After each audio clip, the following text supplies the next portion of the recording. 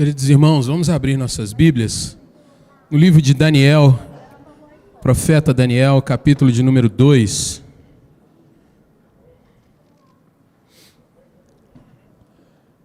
Quero ler com você todo esse texto, é um texto longo. Porém, a história por si só, a palavra por si só, já vai falar aos nossos corações. Com certeza, você será abençoado na leitura e o Senhor vai trazer coisas poderosas às nossas vidas. Daniel, capítulo de número 2. A palavra do Senhor diz assim: No ano segundo do reinado de Nabucodonosor, teve este um sonho. Seu espírito se perturbou e passou-lhe o sono. Então o rei mandou chamar os magos, os encantadores, os feiticeiros e os caldeus, para que declarassem ao rei quais lhe foram os sonhos. Eles vieram e se apresentaram diante do rei. Disse-lhes o rei: Tive um sonho, e para sabê-lo está perturbado o meu espírito. Os caldeus disseram ao rei em aramaico: Ó rei, vive eternamente. Dize o sonho a teus servos, e daremos a interpretação. Respondeu o rei e disse aos caldeus: Uma coisa é certa, se não me fizerdes saber o sonho e a sua interpretação, sereis despedaçados, e as vossas casas serão feitas monturo. Mas se me declarardes o sonho e a sua interpretação, recebereis de mim dádivas, prêmios e grandes honras. Portanto, declarai-me o sonho e a sua interpretação. Responderam segunda vez e disseram: Diga ao rei o sonho a seus servos, e lhe daremos a interpretação. Tornou o rei e disse: Bem percebo que quereis ganhar tempo, porque vedes que o que eu disse está resolvido. Isto é, se não me fazeis saber o sonho, uma sentença será vossa, pois combinastes palavras mentirosas e perversas para as proferirdes na minha presença, até que se mude a situação. Portanto, dizei-me o sonho e saberei que me podeis dar-lhe a interpretação. Responderam os caldeus na presença do rei e disseram: Não há mortal sobre a terra que possa revelar o que o rei exige, pois jamais houve rei, por grande e poderoso que tivesse sido, que exigisse semelhante coisa de algum mago, encantador ou caldeu. A coisa que o rei exige é difícil, e ninguém há que possa revelar diante do rei, senão os deuses, e estes não moram com os homens.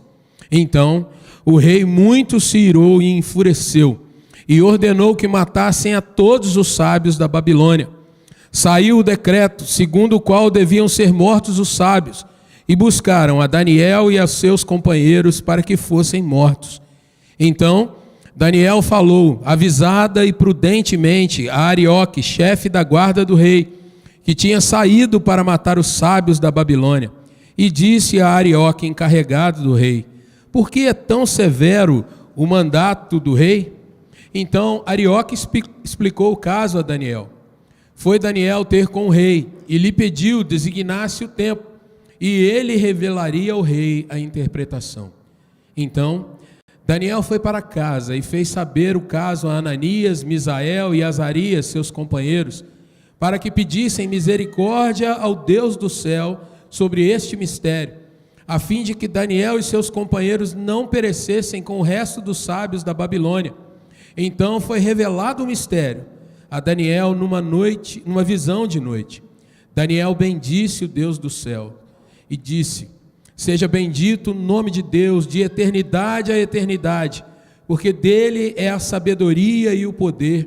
É ele quem muda o tempo e as estações, remove reis e estabelece reis. Ele dá sabedoria aos sábios e entendimento aos inteligentes.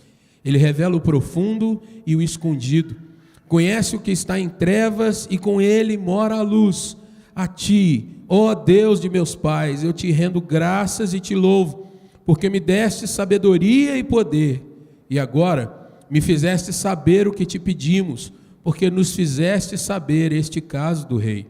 Por isso, Daniel foi ter com Arioque, ao qual o rei tinha constituído para exterminar os sábios da Babilônia, entrou e lhe disse: não mate os sábios da Babilônia. Introduze-me na presença do rei, e revelarei ao rei a interpretação. Então Arioque depressa introduziu Daniel na presença do rei e lhe disse: achei um dentre os filhos cativos de Judá, o qual revelará ao rei a interpretação. Respondeu o rei e disse a Daniel, cujo nome era Beltesazar: podes tu fazer-me saber o que vi no sonho e a sua interpretação? Respondeu Daniel na presença do rei e disse: o mistério que o rei exige, nem encantadores, nem magos, nem astrólogos o podem revelar ao rei. Mas há um Deus no céu, o qual revela os mistérios, que fez saber ao rei Nabucodonosor o que há de ser nos últimos dias. O teu sonho, as tuas visões da tua cabeça, quando estavas no teu leito, são estas. Estando tu, ó rei, no teu leito, surgiram-te pensamentos a respeito do que há de ser depois disso. Aquele, pois, que revela mistérios, te revelou o que há de ser. E a mim me foi revelado este mistério, não porque haja em mim mais sabedoria do que em todos os viventes, mas para que a interpretação se fizesse saber ao rei, e para que entendesses as cogitações da tua mente. Tu, ó rei, estavas vendo, e eis aqui uma grande estátua. Esta, que era imensa e de extraordinário esplendor, estava em pé diante de ti, e a sua aparência era terrível. A cabeça era de fino ouro, o peito e os braços de prata, o ventre e os quadris de bronze, as pernas de ferro e os pés, em parte de ferro e em parte de barro. Quando estavas olhando, uma pedra foi cortada sem auxílio de mãos, feriu a estátua nos pés de ferro e de barro e os esmiuçou.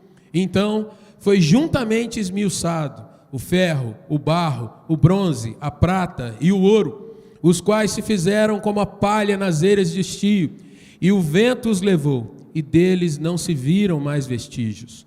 Mas a pedra que feriu a estátua se tornou em grande montanha que encheu toda a terra. Este é o sonho, e também a sua interpretação diremos ao rei. Tu, ó rei, rei de reis, a quem o Deus do céu conferiu o reino, o poder, a força e a glória, a cujas mãos foram entregues os filhos dos homens, onde quer que eles habitem, e os animais do campo e as aves do céu, para que dominasses sobre todos eles. Tu és o cabeça de ouro. Depois de ti se levantará outro reino, inferior ao teu, e um terceiro reino, de bronze, o qual terá domínio sobre toda a terra. O quarto reino será forte como ferro, pois o ferro a tudo quebra e esmiuça. Como o ferro quebra todas as coisas, assim ele fará em pedaços e esmiuçará. Quanto ao que viste dos pés e dos artelhos, em parte de barro de oleiro e em parte de ferro, será esse um reino dividido. Contudo, haverá nele alguma coisa de firmeza do ferro, pois que viste o ferro misturado com barro de lodo. Como os artelhos dos pés eram, em parte de ferro e em parte de barro, assim por uma parte o reino será forte, por outra será frágil. Quanto ao que viste do ferro misturado com barro de lodo, misturar-se-ão mediante casamento, mas não se ligarão um ao outro, assim como o ferro não se mistura com o barro. Mas nos dias desses reis, o Deus do céu suscitará um reino que não será jamais destruído. Esse reino não passará a outro povo, esmiuçará e consumirá todos estes reinos, mas ele mesmo subsistirá para sempre. Como viste que do monte foi cortada uma pedra sem auxílio de mãos, e ela esmiuçou o ferro, o bronze, o barro, a prata e o ouro, o grande Deus fez saber ao rei que há de ser futuramente. Certo é o sonho e fiel a sua interpretação. Então o rei Nabucodonosor se inclinou e se prostrou o rosto em terra perante Daniel, e ordenou que lhe fizessem ofertas de manjares e suaves perfumes. Disse o rei a Daniel: certamente o vosso Deus é o Deus dos deuses, e o Senhor dos reis, e o revelador de mistérios, pois pudeste revelar este mistério. Então o rei engrandeceu a Daniel e lhe deu muitos e grandes presentes, e o pôs por governador de toda a província da Babilônia, como também o fez chefe supremo de todos os sábios da Babilônia. A pedido de Daniel, constituiu o rei a Sadraque, Mesaque e Abdenego sobre os negócios da província da Babilônia. Daniel, porém, permaneceu na corte do rei. Amém. Palavra do Senhor. Quero orar com você mais uma vez. Senhor nosso Deus, bendito, santo, glorificado é o teu nome. Senhor, nessa hora, que, ó Deus, a tua palavra é lida, que o Senhor ilumine nossa mente e nosso coração. E que o teu Santo Espírito, Pai, fale poderosamente a vida de cada um dos teus servos e servas nessa noite. Senhor, trazendo à nossa alma aquilo que o Senhor deseja e fazendo-nos, ó Deus, andar seguros na tua palavra. Andar, ó Deus, diante de um mundo que é tão desafiador, mas que nós nos lembremos quem é o nosso Deus de fato. Assim, ó Deus, opera nessa hora, em nome de Jesus, que não seja o pregador, ó Deus, empecilho a ti, mas servo da tua palavra. É assim que oramos em nome de Jesus. Amém, Senhor. Querido irmão, querida irmã, quantas vezes você já não sonhou em ser usado por Deus no seu ambiente de trabalho? Quantas vezes você não se perguntou ao Senhor se você não poderia ser usado por Deus no seu ambiente de estudo, no meio da sua vizinhança? Quantas vezes você já não sonhou e não pediu a Deus que te usasse de alguma forma para que essa fé que você declara, o testemunho que você carrega, seja de fato algo mais profundo e mais prático do que uma fé teórica, uma fé de conhecimento distante, de saber o que a Bíblia diz, mas quantas vezes, talvez pela sua profissão, talvez pelo meio em que você conviva, talvez pelas suas amizades, você se vê completamente limitado e se perguntando: Deus, por que não acontece comigo na prática a questão de eu poder de fato ser usado por Ti para ser bênção na vida de outras pessoas? Nessa noite, eu gostaria de trabalhar com você sobre isso. Querido irmão, querida irmã, olhando para esse texto, nós vamos aprender duas questões fundamentais que dão o tema dessa palavra nessa noite. Nós vamos ver como Deus se revela à humanidade e como Ele concede aos seus servos poderem participar da história. Como Deus se revela a pessoas com quem talvez Ele tenha deixado na escuridão muitas vezes, e de repente Ele abre uma fresta de luz para que a verdade, a realidade, a percepção da sua obra seja de fato real. E como Deus ainda traz para os seus servos a graça, a bênção de poderem participar efetivamente desse processo de revelação, de entendimento da mensagem do Evangelho, de levar vidas a conhecerem a sua glória e o seu poder. O texto que nós estamos olhando, querido, querida, ele pode ser dividido em três grandes partes.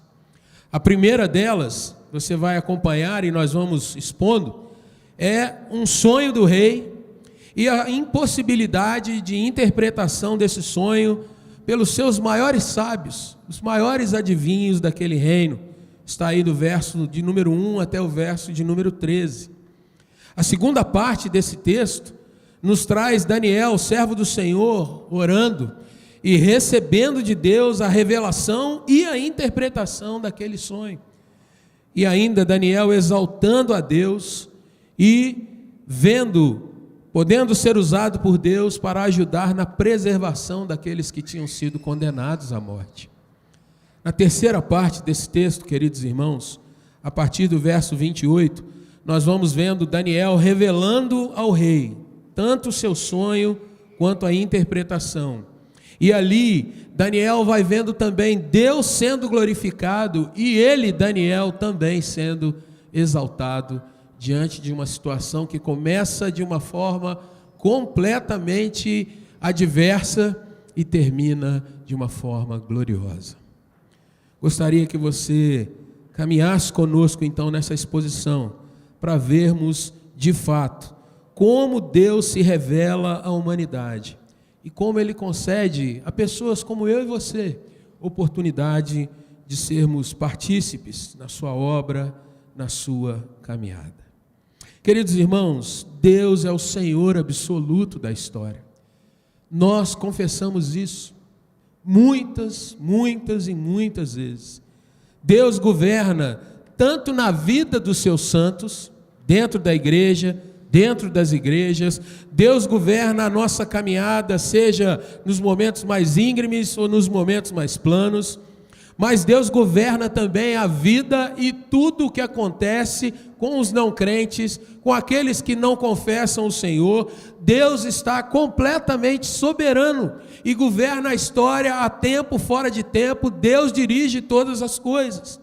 E assim, queridos irmãos, mesmo que as pessoas ignorem os desígnios de Deus, não confessem como Senhor e Salvador, isso não faz diferença para um Deus que tem tudo nas suas mãos e leva a história de acordo com seus planos, com seus propósitos. E Deus é tão bom, querido, que Deus se revela, Deus se expõe, Deus permite que o ser humano comece a compreendê-lo. Deus permite que o ser humano comece a ter um entendimento que vai além do natural, dessa situação de observar a natureza, de observar os fenômenos naturais que acontecem, o dia, as coisas belas, as dificuldades. Deus começa a se mostrar como alguém que, de fato, está interferindo e controlando todas as coisas. E ao permitir essas frestas de luz, irmãos, Deus então vai revelando situações nas quais Ele mostra os seus propósitos. Por que Deus faz isso? Geralmente, para edificação e fortalecimento dos seus eleitos.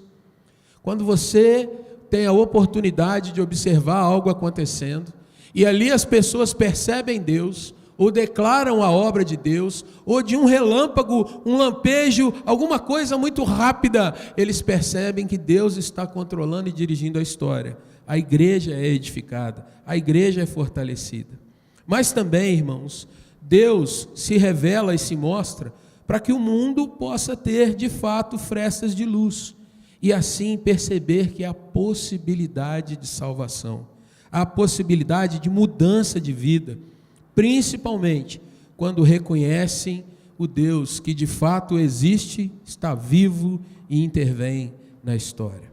Aqui, nesse texto de Daniel, irmãos, uma linda passagem, nós vamos ver isso de uma forma muito bela. E nós vamos ver, irmãos, o quanto Deus se aproxima até dos maus, até daqueles a quem a gente julga que não há possibilidade nenhuma. Deus é poderoso para visitá-los. E, enquanto isso, Ele dá oportunidade aos seus servos de crescerem em fidelidade e ainda abençoarem a sociedade. Olhe para o seu texto, que nós vamos então ver o primeiro ponto. Como Deus se revela à humanidade. Como Deus concede oportunidade aos seus servos de participarem na história. E a primeira questão, irmãos, está exatamente nos versículos iniciais, quando Deus desmascara a limitação humana. Quando Deus mostra para o ser humano que ele não é tudo aquilo que ele pensa que é. Quando Deus mostra para os homens que, embora eles possam pensar que são extremamente sábios, que as suas conquistas, a sua tecnologia, os seus avanços são coisas fantásticas, Deus costumeiramente mostra ao ser humano que ele não é tudo isso, que ele não é a última bolacha do pacote, que ele não é o cara, esse cara sou eu. Deus mostra, não é você. Você, na realidade, vai ter que ver que mesmo quando pensa que é muito sábio, muito forte, poderoso, há muitas e muitas situações nas quais você se vê paralisado, com situações que você não consegue lidar com elas a partir da sua sabedoria apenas, a partir do seu poderio apenas. E aqui nesse texto nós vemos isso de forma muito clara. O verso de número 1, irmãos, mostra o rei Nabucodonosor com seu espírito perturbado. Um rei que governa um império grandioso, mas que não consegue dormir porque o seu sonho o atormenta. Nos nossos dias, nós podemos ver, irmãos, situações que parecem, em um certo momento, que são coisas muito ínfimas, pequenas, mas quando Deus resolve mostrar o seu poder, um vírus infinitamente pequeno paralisa a história da humanidade. Uma pandemia que coloca bilhões de pessoas dentro de casa, amedrontadas, aterrorizadas, gente que não sabe e não pode mais conversar com o vizinho, andar com seus parentes, o medo assolando e mostrando de fato que há alguma coisa que a gente não tem controle sobre isso. E até hoje, nos nossos dias, irmãos, a gente vai vendo, passando por vacinas, tratamentos, medicações e tudo mais, você vai em determinados lugares e ainda vê pessoas que estão completamente assustadas pelo que vê no nosso dia. Um rei todo-poderoso, um sonho, e aí ele vai chamar as pessoas mais poderosas, mais sábias, para trazerem algum tipo de alento e a resposta que ele busca. O verso de número 2, você tem aí na sua narrativa, que ele chama os magos. Quem são os magos? São aqueles que são conhecedores do oculto, os ocultistas, aqueles que lidam com certos mistérios que não estão presentes no dia a dia das pessoas. Ele chama também encantadores, são necromantes, aqueles que consultam os mortos, são os astrólogos, aqueles que fazem os chamados mapas, mostrando a conjuntura dos astros e como aquilo pode influir na sua vida.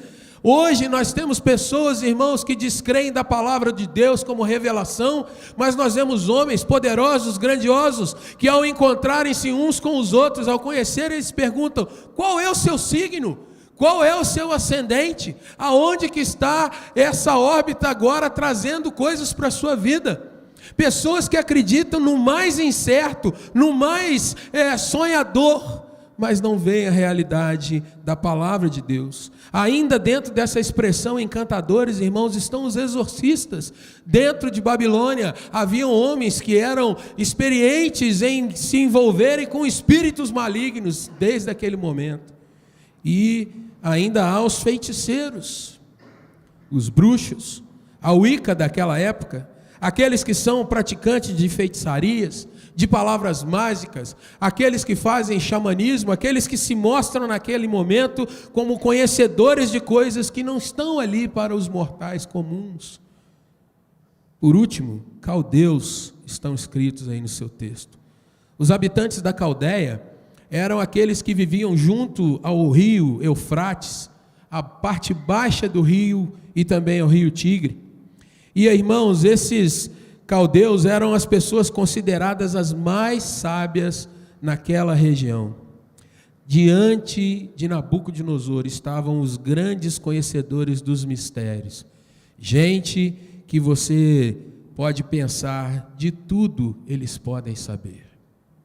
Assim como nos nossos dias, irmãos, quando muitos se veem acuados diante de um problema, você ouve talvez a palavrinha-chave: olha, eu vou te levar num especialista, eu vou te levar em alguém que tem pós-doc nessa área.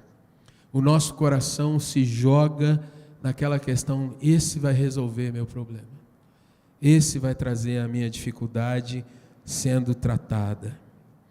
O verso 4, irmãos, mostram que os caldeus, quando são chamados à presença, eles querem mostrar a sua erudição. Eles não vão falar com o rei no seu idioma, no babilônico normal, mas eles usam o aramaico para mostrar uma certa pompa, uma certa grandeza diante do rei. Porém, nada daquilo, nenhum tipo de conhecimento, nada acadêmico ou misterioso, como o texto está nos apontando aqui, nada daquilo traz paz ao coração de Nabucodonosor.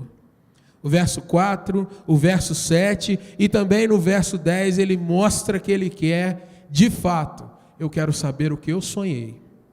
Vocês vão me dizer o que eu sonhei e a interpretação disso.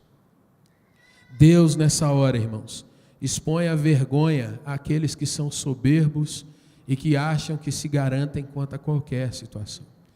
Deus mostra nessa hora que Ele vai revelando a limitação do ser humano, e Ele, Deus, ao expor tudo isso, Ele está dizendo: vocês precisam entender que para ser solução, para que vocês tenham de fato respostas quanto à vida, quanto a todas as coisas, vocês precisam se humilhar e buscar de uma forma muito mais contundente algo que está fora de vocês, algo que não é inato, algo que não está na sua natureza.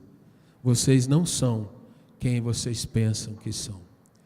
O verso 12 traz um rei enfurecido, não apenas agora irado quanto às respostas, mas com uma decisão: mata todo mundo, passa todo mundo na faca. E aqui, irmãos, fica muito claro que a sabedoria humana não é ilimitada, que nós não temos o controle de todas as coisas, nós não somos os todo-poderosos, nós não conseguimos vencer, irmãos, de acordo com o texto, os mistérios da nossa alma, os mistérios daquilo que é nosso, mas que muitas vezes nos coloca em xeque. Nós não conseguimos vencer perguntas do tipo: como vai ser o meu amanhã? Como vai ser o meu futuro? O que me aguarda na eternidade? Se você não crê na palavra de Deus, você carrega grandes e grandes dúvidas no seu coração. E fica muito claro, irmãos, que há realmente situações que parecem sem resolução, seja no ano 600 a.C., onde essa história se passa, seja em momentos na nossa vida de grandes dores, de grandes guerras, ou enfermidades, pestes, alguns dramas que nós observamos. Muitas vezes Deus nos deixa à mercê de nós mesmos, para nos mostrar, irmãos, que nós não sabemos o que fazer, e nós precisamos então ser tratados. E é nessas horas, muitas vezes, irmãos, que Deus chama os seus servos e permite que eles participem e sejam canais de bênção para outras pessoas, para o seu grupo de trabalho, por exemplo, que às vezes carrega certas situações e não aposta em ninguém mais. Há dúvidas, há dificuldades. Quem pode nos ajudar numa situação como essa? Deus chama os seus. Ou Deus vai mostrando para as nações e para a história, como Daniel fica registrado, como Ele, Deus, é que faz como quer, onde quer e da maneira trabalhada que Ele quer usar os seus. Deus expõe então a gente as nossas limitações. E Deus então agora, irmãos, vai mostrar que Ele se revela à humanidade, que Ele concede oportunidade para os seus servos participarem da história, quando Ele, Deus, esse é o segundo ponto que eu quero trabalhar com você, quando Ele, Deus, capacita os seus servos a intervir nas situações e testemunhar os feitos grandiosos do nosso Deus. E no verso 13, então, irmãos, nós vemos Daniel entrando nessa história. E num primeiro momento, tal qual eu e você, muitas vezes somos pegos de surpresa em determinada situação.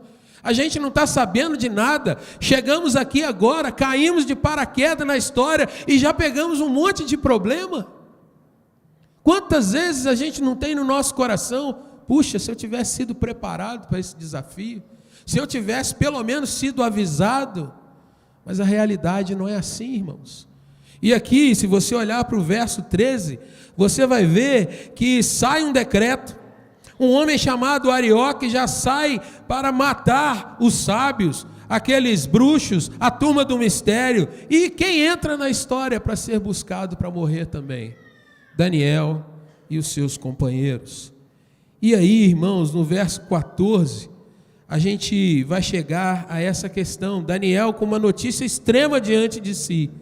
Mas o texto não mostra Daniel abalado ou desesperado. Deus traz um jovem, e o capítulo 1 vai mostrar isso, um jovem para estar ali na Babilônia, exilado. Mas aquela hora, Daniel descobre que vai morrer, nem ameaçado foi, já chegaram para cumprir o mandato, mas Deus nessa hora, irmãos, vai mostrando de que é feito o seu servo, como o seu servo é trabalhado. Se você olhar para o capítulo 1, verso de número 17, você vai ver uma diferença de Daniel em relação aos seus companheiros. O primeiro capítulo narra os 4 amigos e irmãos sendo levados para a Babilônia. Deus dá a cada um daqueles jovens conhecimento, inteligência em toda cultura e sabedoria. Mas Deus deu um dom, uma aptidão, uma capacidade para Daniel, a que ele, diante de toda visão, de todo sonho, ele pudesse ser iluminado e esclarecer aquelas situações. Perceba que numa situação em que um rei tem um sonho, Deus coloca um servo dele naquele momento, naquele tipo de problema. Deus tem um propósito naquilo ali. Às vezes, irmãos, eu e você estamos envolvidos em situações distantes da igreja, e no nosso trabalho, a gente muitas vezes pensa que a gente faz bem as coisas, que nós somos capacitados, que a gente estudou, que a gente se preparou. Mas eu queria te perguntar, qual foi a última vez que você orou para que você, como profissional, fosse usado por Deus para glorificar o nome de Deus no meio da sua profissão? Quando, irmãos, usando a sutileza das coisas, nós deixamos de orar por sustento, por vitória, deixamos de orar por mais clientes, deixamos de orar por mais saúde e passamos a orar: Deus, eu quero que o Senhor seja glorificado na minha vida. É diferente, porque grandes vitórias o Senhor concede, mas às vezes, para que nós glorifiquemos o nome de Deus, irmãos, Ele nos faz passar por situações as quais a gente não vê tão nitidamente o final das coisas. E aqui está acontecendo isso. Verso 16, aquele jovem então vai até o rei, pede um tempo, mas perceba que Daniel não pede um tempo para ver o que vai dar. Daniel não pede um tempo para dizer: Senhor, eu vou orar e quem sabe. Daniel tem a convicção de que ele vai solucionar aquela questão. Porém, irmãos, a gente vai ver agora um servo de Deus que, mesmo ciente do dom que ele tinha, mesmo ciente de que Deus o capacitara de uma forma diferente dos seus companheiros, Daniel vai mostrar, irmãos, como um servo de Deus age diante dos questionamentos, diante das incertezas, e mesmo sabendo que ele tinha condições de resolver, Daniel vai nos ensinar o que é a verdadeira humildade, o que é a verdadeira dependência de Deus. Veja os versos 17 e 18. Daniel chama seu bloco para orar. Daniel chama os seus companheiros e coloca para eles a situação. E Daniel, irmãos, não é como uns crentes que a gente vê por aí: olha, vai dar tudo certo, está resolvido, ganha a parada. Daniel chama a turma e fala: vamos para o joelho. Talvez em turnos, somos 4, um vai orar durante um tempo. Talvez juntos, vamos clamar e vamos buscar o Senhor. E, irmãos, observe nos versos 17 e 18, qual o tipo de oração que Daniel está fazendo. Daniel está pedindo a Deus esclarecimento.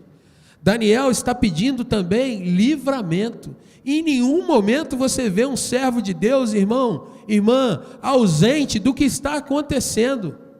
Ele pede a Deus que haja misericórdia, que eles não sejam mortos naquela situação.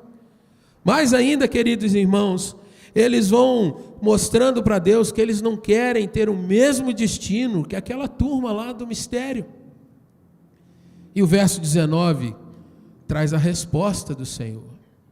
Era noite, Daniel tem uma visão, a gente não sabe quanto tempo durou aquele período de oração, mas com certeza, irmãos, a gente vai vendo um servo de Deus que, diante do perigo, ele não foi se desesperar, ele não foi conversar com outros, ele foi buscar ajuda em quem de fato governa todas as coisas. Versos 20 a 23. Daniel já tem a solução do problema. Daniel já sabe o que tem que falar com o rei. Daniel sabe, meu irmão, minha irmã, que o seu pescoço está a prêmio. E o que ele faz? Sai desesperado para contar para o rei. É a hora do livramento. Deus me deu a resposta, vamos resolver esse problema agora? Não. E aqui, irmãos, particularmente para o meu coração, é uma hora que a gente fica assim, parado e com o coração mexido. Porque Deus tinha dado a resposta. Por que Daniel não leva a resposta de imediato? Porque ele mostra, irmãos, que tem um coração preso, agarrado à glória de Deus. Diante da solução, ele vai orar novamente. Diante da resposta, Daniel não saiu dizendo para os outros três: olha, o jogo está ganho, é com a gente agora. Ao contrário, irmãos, os versos 20 a 23, você vê uma das mais belas orações, uma das questões mais sublimes sendo declaradas nessa hora. Porque veja que Daniel dá alguns sinais, nós estamos já muito para cá, né? Nós lemos o texto e é o passado que está sendo revelado aqui. Mas imagine, tenta se colocar ali junto com Daniel, porque no seu falar com Deus, ele começa a dar alguns vestígios daquilo que ele iria falar com Nabucodonosor. Daniel então diz: seja bendito o nome de Deus, eternidade, eternidade, porque dele é a sabedoria, dele veio a resposta e não do meu dom. Ele é quem muda o tempo e as estações. E veja agora, remove reis e estabelece reis. É Ele quem vai controlar tudo o que vai acontecer lá na frente. Mas Ele está revelando a Nabucodonosor alguma coisa. E nessa resposta, esse homem vai ter uma fresta de luz. Nessa resposta, esse homem vai ser confrontado com a sua limitação e poderá perceber Deus. É Ele quem revela o profundo, o escondido. Ele conhece o que está em trevas e com Ele mora a luz. A Ti, Deus de meus pais, eu sei de onde eu venho, Senhor. Eu sei qual a minha história. Eu te rendo graças e te louvo, porque me deste sabedoria e poder, e agora me fizeste saber o que te pedimos, porque nos fizeste saber este caso do rei. Querido irmão, quantas vezes Deus nos abençoa tanto. A gente pede um emprego, Deus nos dá. A gente pede para ser aprovado numa prova, o Senhor abre a questão para nós. Traz à nossa memória coisas que às vezes a gente estudou, cantinho de livro lá atrás. Quantas vezes, irmãos, nós oramos por cura e o Senhor nos concede. Quantas vezes você orou para ter uma companhia, um namorado, uma namorada, Deus abre as portas. Mesmo você feinho desse jeito, judiado, Deus te dá uma oportunidade. E o que você faz? Eu vou para o cinema. Não é hora de voltar e agradecer. Eu pego o meu trabalho, mas agora eu trabalho demais, não dá tempo para ficar indo à igreja. Eu pego a minha prova e eu vou mostrar para os meus amigos que eu sou Caxias mesmo, comigo ninguém pode, foi 10 mesmo, e eu tenho que me gabar. E a gente apaga do nosso coração que Deus colocou diante de nós. Quantas oportunidades você já não teve, querido? Bons empregos. Qual foi o momento que você usou isso aí para glorificar a Deus? Você pegou o seu cargo, você pegou o seu destaque, você pegou a admiração que as pessoas têm de você, porque você é bom, você recebeu um dom, você foi capacitado, você é alguém que estudou, se preparou, e nessa hora, na hora de dar um testemunho, você veste a capa do Batman e você é o super-herói. Não é mais o Deus que te colocou ali. Você é o cara, você é a mulher, e Deus ficou de lado.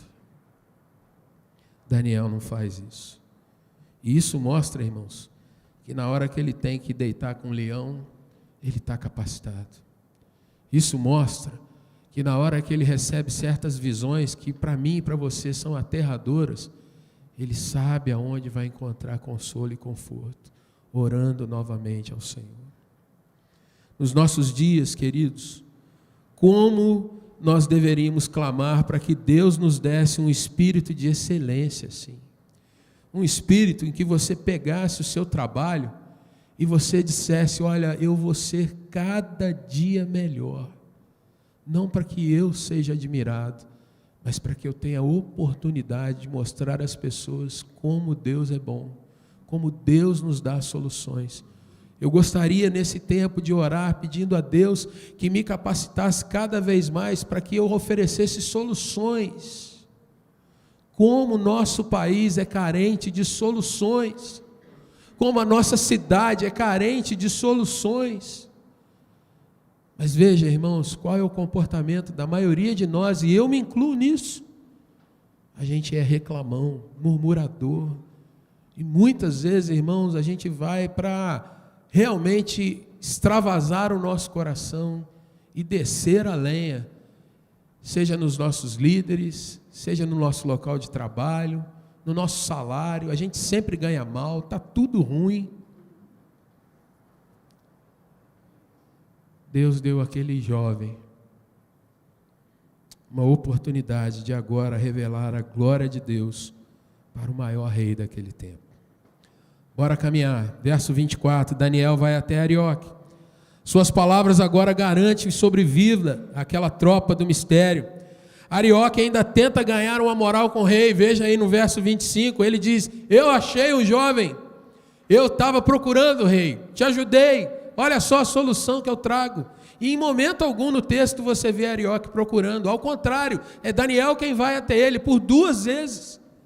E mais, irmãos, no verso de número 26, quem será exaltado agora? Daniel ou Deus?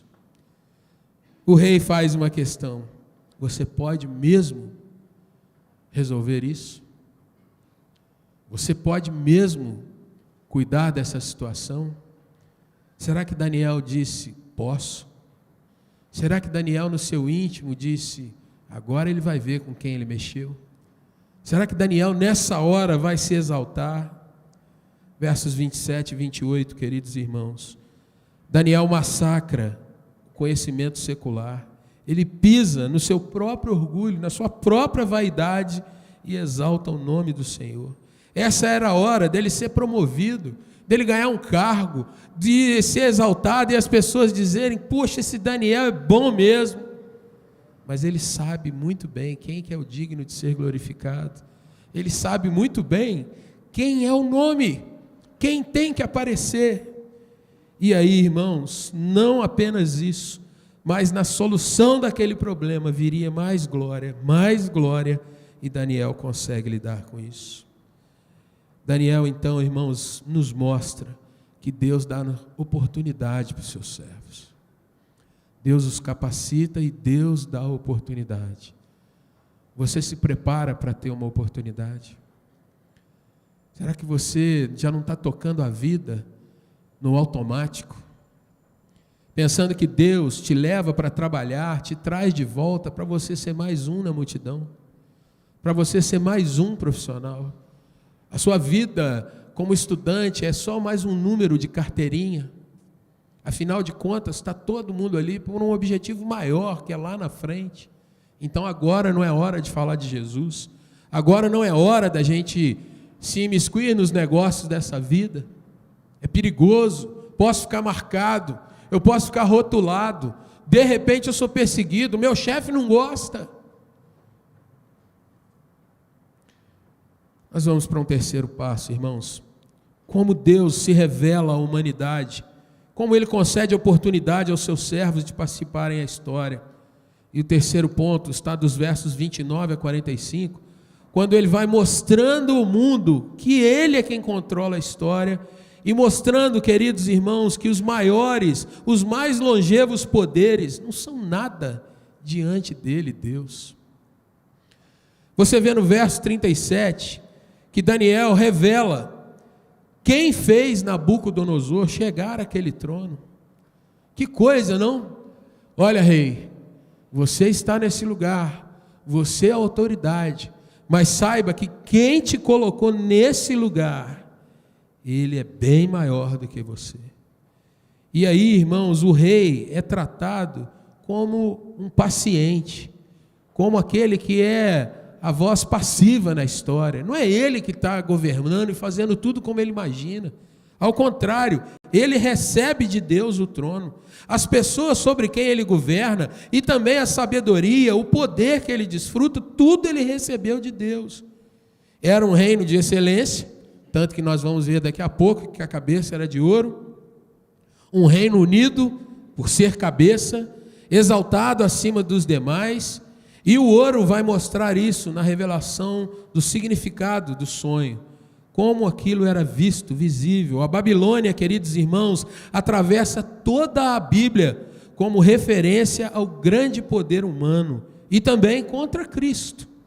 Porém, não dura para sempre. No verso de número 39, Daniel vai falar de um segundo reino agora. Valioso, muito valioso, mas já não mais como ouro, que era o reino de Nabucodonosor, o reino de Babilônia, o império babilônico. Mas esse segundo império, valioso como a prata, ele é mais amplo, mais extenso. A analogia aqui, irmãos, é a área que ocupa dentro do corpo humano, essa divisão, é mais ou menos a área, a extensão que esse reino, que esse império ocupa em poder, proporcionalmente à área e à história do mundo que vai sendo contado. Então, um reino do tamanho da cabeça. Mas diante do corpo, qual é a área que a cabeça ocupa? Um outro reino, o tórax, e os braços, bem maiores do que a cabeça quando estão juntos. Um terceiro reino, que ocupa agora os quadris, maior ainda do que o tórax, maior ainda no sentido de poder, de extensão, mas algum reino um pouco inferior na sua qualidade, no material que é trabalhado aqui. E por último, um reino ainda maior, as pernas e pés. Um reino forte, que pode esmiuçar os demais, que é o poder que o ferro tem, segundo a narrativa do texto. E Daniel então vai trabalhando isso. O segundo reino, valioso como a prata, mais amplo do que aquele primeiro, porém ele é inferior ao babilônico no que diz respeito à sua ética, à sua moral. Daniel vai tratar, irmãos, do Império Medo-Persa, que segue a linha histórica depois do reino de Babilônia. O Império Medo-Persa, segundo o nosso comentarista, reverendo Hernandes Dias Lopes, ele é responsável para contribuir com o mundo pelo sistema tributário desenvolvido naquela época. A revelação vai seguir com um terceiro império, ainda mais amplo, mais extenso, mas inferior aos dois primeiros. Trata-se do Império Grego, aquele liderado no seu ápice, no seu momento mais glorioso por Alexandre Magno, ou o Alexandre o Grande, e é já tratado como um império mundial, segundo você vê no texto. A sua marca na história, também segundo o reverendo Hernandes, é a cultura grega. E de fato, toda a parte filosófica que nós estudamos ainda hoje tem a sua origem lá na Grécia chamada Antiga. A outra questão é a língua, que passa a ser a língua oficial do planeta durante muito tempo. A cultura helênica se transforma na cultura a ser acompanhada, vista, influente naqueles dias. Assim como o inglês está hoje tão poderoso no nosso mundo, naqueles dias, quem quisesse se aventurar pela terra deveria conhecer o grego. E ainda os Jogos Olímpicos, que você tem ainda hoje, trazendo o seu memorial àqueles dias remotos. Veja, porém, o verso de número 40, queridos. O reino mais forte, comparado ao ferro, que é mais resistente que os demais metais em sua capacidade de luta, de guerra. É ainda mais amplo territorialmente, mas um reino mais vulnerável. E nós vemos isso quando Daniel começa a falar dos pés de barro misturados com o ferro. O aço, quando ele é aço mesmo, ele precisa ser puro, não pode haver mistura, nem fuligem. E naqueles dias, irmãos, isso também já era conhecido. Esse era o Império Romano, o império que tomou a terra conhecida até então. Varreu de ponta a ponta com seu domínio, com a sua força, mas os seus valores morais, irmãos, foram os mais baixos do que aqueles 4 impérios. O Império Romano, irmãos, marcado pelos Césares, que sucumbiram às suas amantes, às traições, às disputas entre os generais, eles forneceram o direito para o mundo, mas foi um império que caiu dividido em 2 partes.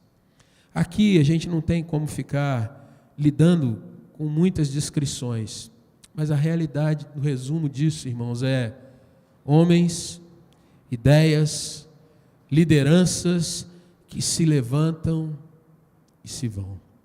Onde estão esses impérios hoje?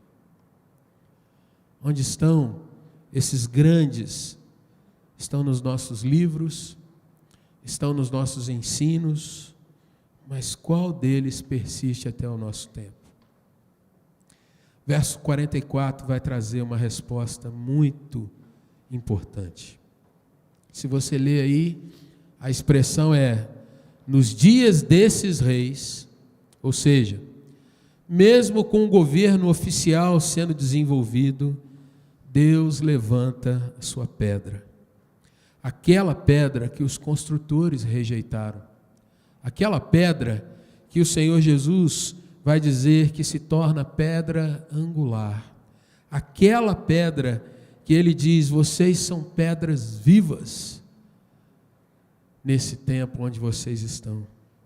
Aquela pedra levantada por Deus era um reino diferente dos demais, pois esse reino não será jamais destruído. E essa expressão, queridos irmãos, nos dias desses reis, vai mostrar que no tempo do rei com a cabeça de ouro, Império Babilônico, esse reino ligado a essa pedra estava presente, estava ativo, e esse reino não sucumbiu à Babilônia. Nos dias desses reis significa que no Império Medo-Persa, no Império Grego, no Império Romano, o império que era simbolizado aqui nesse texto por uma pedra, esse império jamais foi vencido. Embora, irmãos, não alcançou a proeminência dos livros, embora não alcançasse a fama e a grandeza de nomes como Alexandre, ou Filipe, ou outro rei desses quaisquer, mas esse império, querido irmão, querida irmã, jamais perdeu o seu poder de influência e de transformação de muitas vidas. E Daniel era uma delas. Isaías era uma delas. Outros profetas, vidas transformadas, assim como os apóstolos, assim como a igreja dos dias de Jesus, assim como a igreja nas idades média, nas idades modernas e na idade contemporânea, a igreja do Senhor, irmãos, continua sendo o reino que nenhuma mão vista pôde erguer e nenhuma mão vista poderá destruir esse reino chamado Reino de Deus. Cada reino, cada líder, cada período histórico, Deus faz o reino dele prevalecer. Deus faz os seus servos continuarem fiéis e caminhando. Verso 45, irmãos. Essa pedra destrói o barro, o ferro, o bronze, a prata e o ouro. E ao longo do tempo, isso chegará a ser pleno, porque a palavra do Senhor vai se revelando.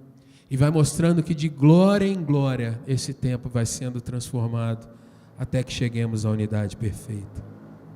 Meus irmãos, talvez, olhando para essa história, a gente possa se perguntar: será que ainda havia mais alguma coisa a acontecer? Nabucodonosor agora está extasiado, porque ele estava entendendo o que Deus colocou no seu coração. Deus usa sonhos. Deus usa canções, Deus usa talvez uma planta para revelar que tem algo além, irmãos, daquilo que a gente enxerga todo dia. Mas o texto vai se encerrar, versos 47, 48, mostrando agora que a reação de Nabucodonosor, irmãos, ela é mais devota, ela é mais coerente do que a reação de muitos crentes diante da palavra de Deus nos nossos dias.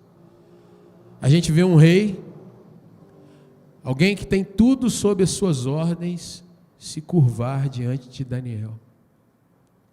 Um rei que se curva diante da revelação que ele recebe. Isso é muito, mas muito interessante de nós observarmos. Nabucodonosor, irmãos, passou por esse episódio. Lá no capítulo 4, ele vai ser humilhado e vai verdadeiramente se render ao Senhor. Mas aqui ele tem um vislumbre de luz.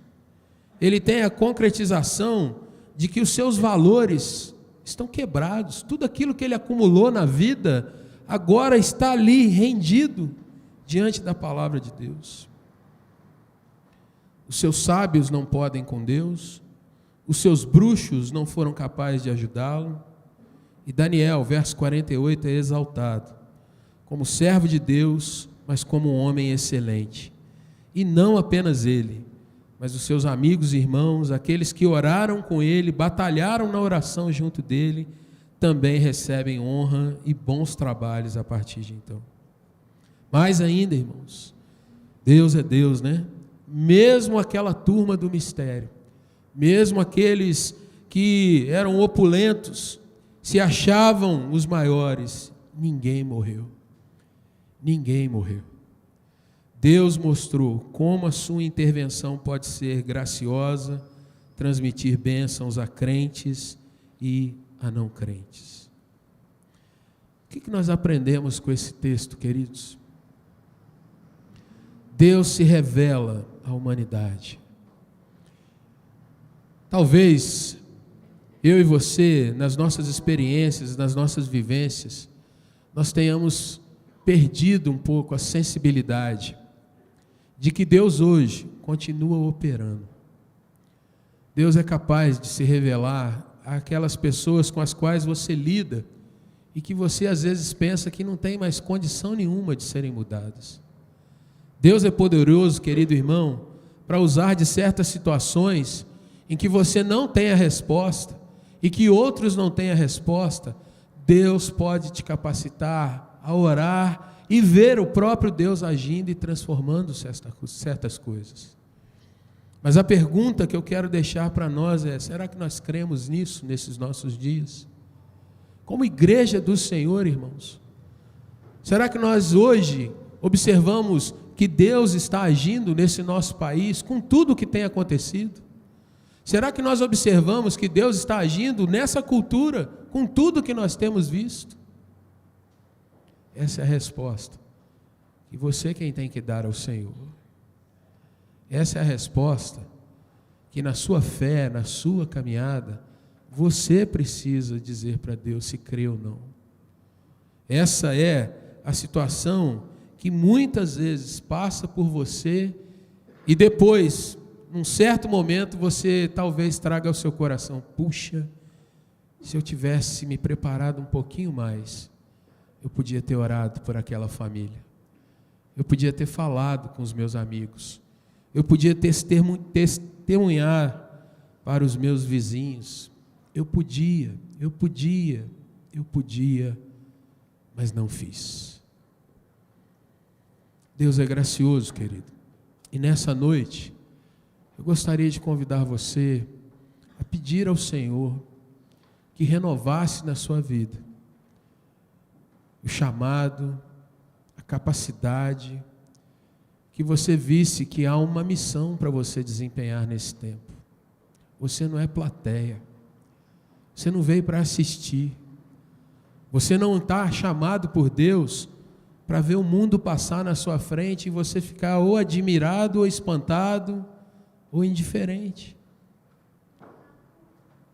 Está na hora de acordar, irmãos, para aquilo que Deus tem para a nossa vida e para esse tempo. Como eu li numa camisa hoje de manhã dos nossos irmãos ligados ao Conselho Missionário, se Deus não usasse Daniel e seus companheiros ali, como é que seria? Se Deus não usar você hoje, irmão, Ele vai usar quem? Os sábios desse nosso tempo? Os horóscopos desse nosso tempo? O zodíaco? Deus vai usar os caldeus dessa nossa época? Ou nós vamos nos erguer e dizer: Senhor, me perdoa a omissão, mas me ajuda a avançar com graça para esse tempo. Me ajuda a ser profeta na minha casa. Me ajuda a ser sacerdote dentro do meu lar. Me ajuda, Deus, no meu emprego a fazer diferença com quem está junto comigo. Que eu saia das rodinhas, seja de piada ou de causos, e passe a anunciar um evangelho transformador. Vamos orar? Nosso Deus, louvado seja o teu nome. Que o Senhor inspire, ó Deus, a tua igreja a ser uma igreja, ó Deus, que responda ao teu chamado. Senhor, as dificuldades, todos nós sabemos dizer, ó Deus, de cabo a rabo. As lutas nós sabemos dizer. Mas, ó Deus, quantas vezes nós olhamos para nós mesmos e nos silenciamos, quando é a nossa vez de dizer: Deus, o Senhor tem me capacitado nessa área, como o Senhor capacitou a Daniel, como o Senhor capacitou o apóstolo Paulo, ou a João, ou alguns dos teus servos nomeados na tua palavra. Deus, ajuda-nos para que a gente não perca de vista que o Senhor nos deu dons e talentos para que sejam usados nesse nosso tempo, e que o Senhor se agrade em nos usar para a tua glória. Essa é a nossa oração em nome de Jesus. Amém, Senhor.